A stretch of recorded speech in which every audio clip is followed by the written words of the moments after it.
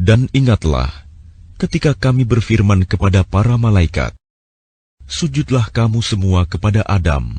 Lalu mereka sujud, kecuali iblis. Iblis berkata, "Apakah aku harus bersujud kepada orang yang engkau ciptakan dari tanah?" Iblis berkata, "Terangkanlah kepadaku, inikah yang lebih engkau muliakan daripada aku? Sekiranya engkau memberi waktu kepadaku sampai hari kiamat, pasti akan aku sesatkan keturunannya, kecuali sebagian kecil."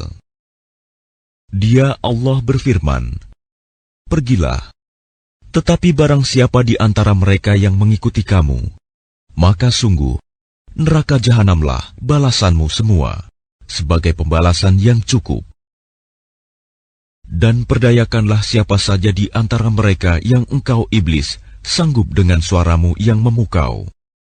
Kerahkanlah pasukanmu terhadap mereka, yang berkuda dan yang berjalan kaki, dan bersekutulah dengan mereka pada harta dan anak-anak. Lalu beri janjilah kepada mereka. Padahal setan itu hanya menjanjikan tipuan belaka kepada mereka. Sesungguhnya terhadap hamba-hambaku, engkau iblis tidaklah dapat berkuasa atas mereka, dan cukuplah Tuhanmu sebagai penjaga. Tuhanmulah yang melayarkan kapal-kapal di lautan untukmu, agar kamu mencari karunia-Nya. Sungguh, Dia Maha Penyayang terhadapmu. Dan apabila kamu ditimpa bahaya di lautan, niscaya hilang semua yang biasa kamu seru, kecuali Dia. Tetapi ketika Dia menyelamatkan kamu ke daratan, kamu berpaling darinya. Dan manusia memang selalu ingkar, tidak bersyukur.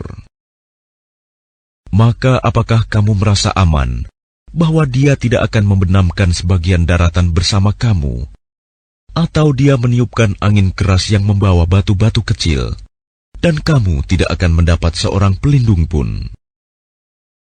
Ataukah kamu merasa aman bahwa Dia tidak akan mengembalikan kamu ke laut sekali lagi, lalu Dia tiupkan angin topan kepada kamu, dan ditenggelamkannya kamu disebabkan kekafiranmu?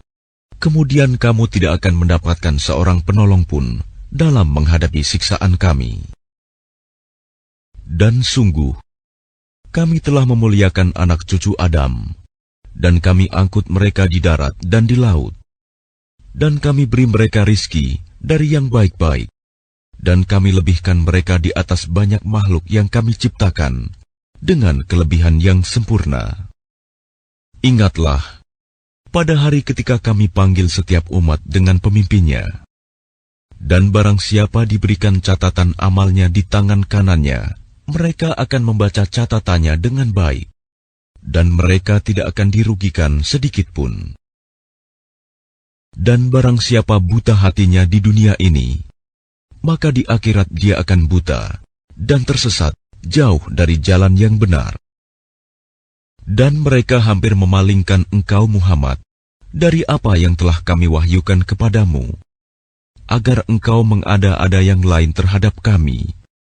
Dan jika demikian, tentu mereka menjadikan engkau sahabat yang setia.